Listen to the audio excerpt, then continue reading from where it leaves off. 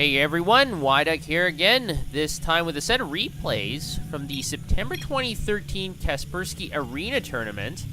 And in second round action here on Whirlwind, we've got spawning in the bottom left as the Blue Terran.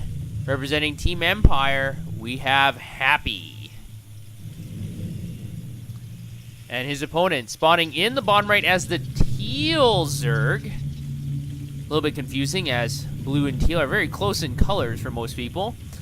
Representing Team Liquid, we have the Little One.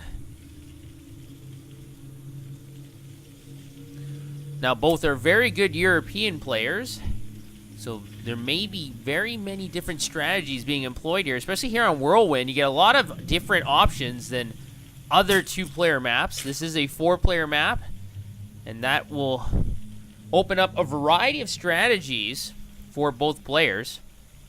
TLO is a very consistent European player, able to take down many Koreans. And he's been doing pretty well this year. Not exactly a blockbuster, but he is a good player. Happy is also a very good player from Russia, actually. So in this TVZ matchup, it's hard to say who's going to get the upper hand. But it looks like TLO is going to be opening up with a hatchery at his expansion first before spawning pool. There we go.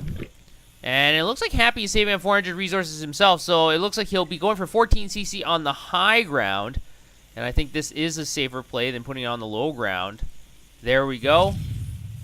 And, you know, I know some players like to put the CC on the low ground. I am not a big fan of it simply because there's so much risk involved, especially if TLO spends an early drone scout and ends up spotting it. Then that drone will end up pecking away at that SCV, and that command center will be delayed by quite a bit. And then Happy would have to pull off quite a few SCVs to deal with that drone. So I really do like the command center on the high ground rather than on the low ground. And not only that, it also finishes off this block off. So if there is an incoming scout, that scout will not be able to get very much intel because he will have no way in. So TLO is going to be getting that spawning pool. It's almost up. Interesting, there are no extractors up yet, and we do have about 300 resources for TLO. Now it looks like Happy's SCV is going to be able to find TLO's base on the first attempt. Scouting to the bottom right, and he's going to be able to spot that creep. There we go. He sees the timing of that hatchery as well. And unfortunately for TLO, he did not guess right, so his Overlord is sent to scout out the top left position, but he will find out Happy is not there either.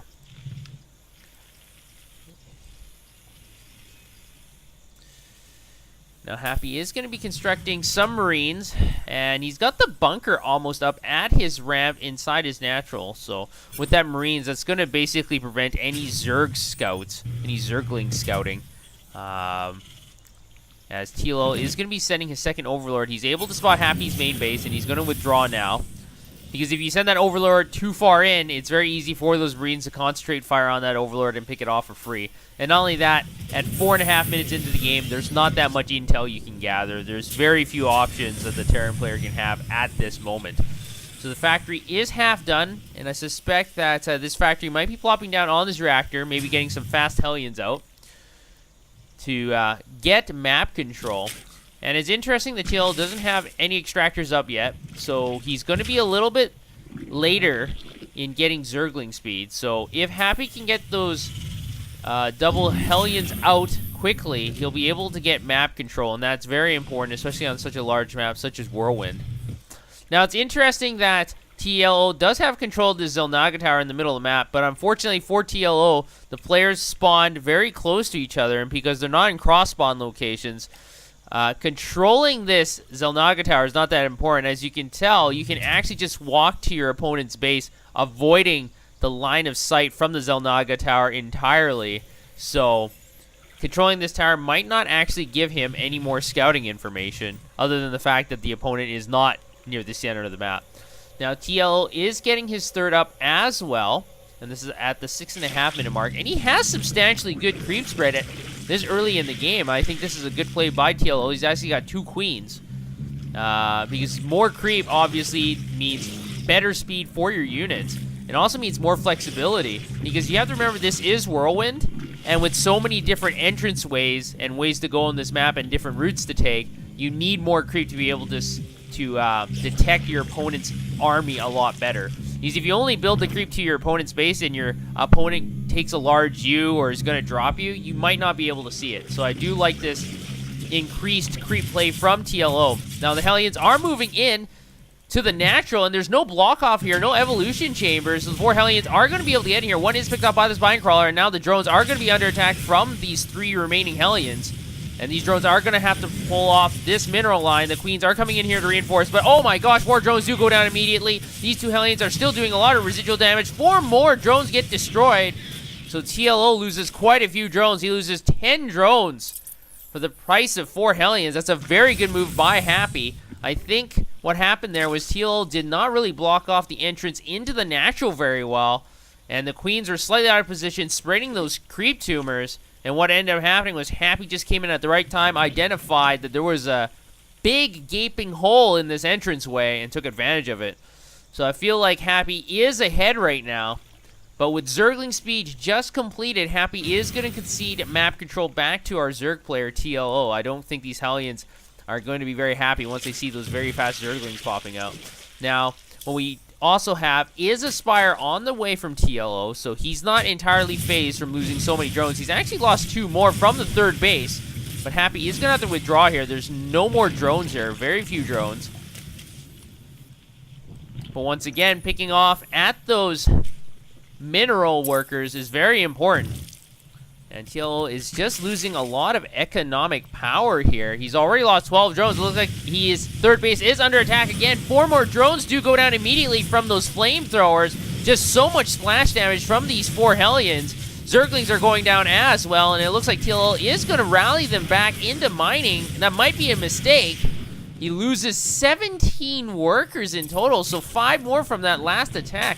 And Happy is not giving up. He's got more Hellions in this army composition, as well as Marines and Medivacs.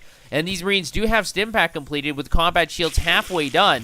So even though TL does have pretty good creep spread here, he's lost quite a few workers, and I'm not sure that's a very good trade for any Zerg player. Because all he has is kind of like Zerglings and a few Queens. He is getting some Banelings up, but this creep spread might be for naught, as it is being targeted down by the scan and these Marines as well. Great cleanup crew by Happy, and Happy's being very aggressive here, and now he's just waltzing into the 3rd base. There is virtually no defense, just a few Zerglings and a Queen, and these drones, if they go down, I think it's going to be checkmate for TLO. I don't think he can recover if he loses all these drones.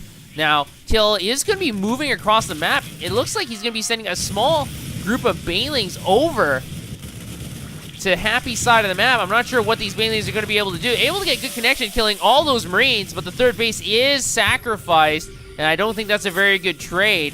And now TL is retreating with some drones as well, but the Marines and Hellions are in hot pursuit. They might not be able to catch them, but they'll definitely be able to fire down on these Overlords because they're just so fat and slow. And so Happy has really, really wrecked TLO's economy. If you take a look at resources lost, Happy is really, really ahead in this department. And now he looks like he's going to be going for a 2 medevac drop here. Now the Mutalisks are going to have to retreat back. And if TLO is able to pick up these medevacs, might be able to get back into the game. Now he is able to focus down 1. The Marines are going to get chewed up eventually. So the Mutalisks did do very good work there, destroying those medevacs and providing additional firepower for those Zerglings. But TLO is still behind. Happy still has a slight supply advantage. But it looks like that supply advantage might evaporate very soon. The Banelings get great connection on all the Hellions. The Hellions are destroyed. These Marines are caught in the middle of nowhere. The Zerglings are going to surround. And with that Mutalist support, they are going to be destroyed very easily. And TL is getting his 3rd base back up, as well as additional creep tumors. And now Happy might be the one that's on the defensive end of things. He's getting missile turrets up in his natural. The Widow Mines do get some connections, not killing that many units. But Happy is going to have to be a little bit defensive here, as the Banelings, Zerglings, and Mutalisks are just waiting outside his front door. He's going to have to recollect his Marines, get a few more before he's able to bust down this Zerg wall. But at the same time, if you take a look to TLO's spread, even though there was a lot of cleanup, you just take a look, it's in the center of the map. It's also very close to Happy's base. So even with that substantial loss of creep and all those drones, it looks like Happy is doing a very good job here getting back in this game. Resources loss is evening up, but TLO is still quite a bit behind. It looks like Happy is going to be able to get his third base up and running. He was able to scare away that small pack of Zerglings and Banelings. But without any structures here, they can come back at any time. So Happy has to be aware of that. And look at all the buildings. He's got queued up 2 missile turrets, 3 supply depots, and a bunker. And that's what I'm talking about. And even though TLO is not entirely out of this game, he is down by about 35 supply. Happy has really built up a huge army behind his initial attacks. He's getting drilling claws for the Widow Mines as well. 2-2 is on the way. But TLO does have a slight upgrade advantage. It looks like the Mules are going to come in here, and the Marines are going to get surrounded by the Zerglings. But a horde of Marines are going to come in behind this and provide a lot of additional firepower. These Mules are not going to be able to do too much. In addition, with the finished missile turrets, these Mutalists are going to be finished if they stick around, so they are going to flee. TLO, unfortunately, was not able to do very much there, and that's going to add to the resources lost for both players. So Happy is able to get his third base up and running. He's got Marines in the bunker as well as Widow Mines and missile turrets. So Happy is in a very good position here. TLO is going to counter. He has his 4th up already. He just needs to send some drones over there.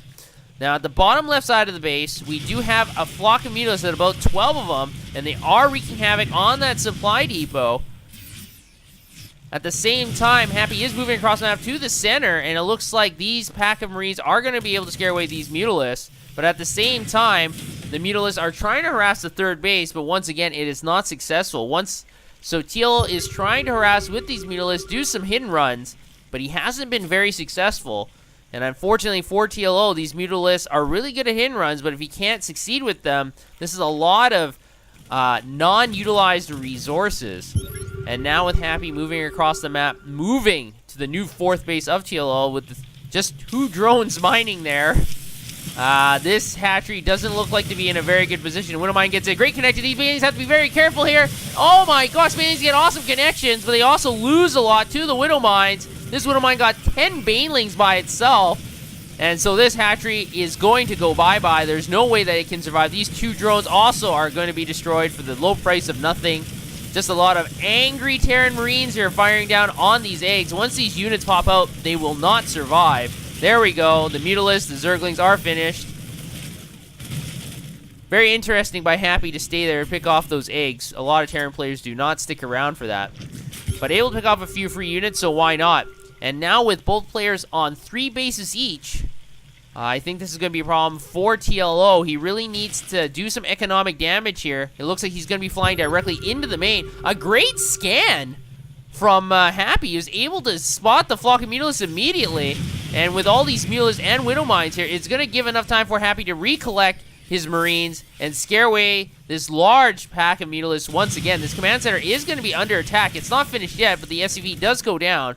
But that's not the kind of damage TLO is looking for. He's looking to do a lot more substantial damage. At least he was able to pick off that command center with no cancel. That is 400 resources lost for Happy. But still, TLO is behind. He's down by about 40 supply.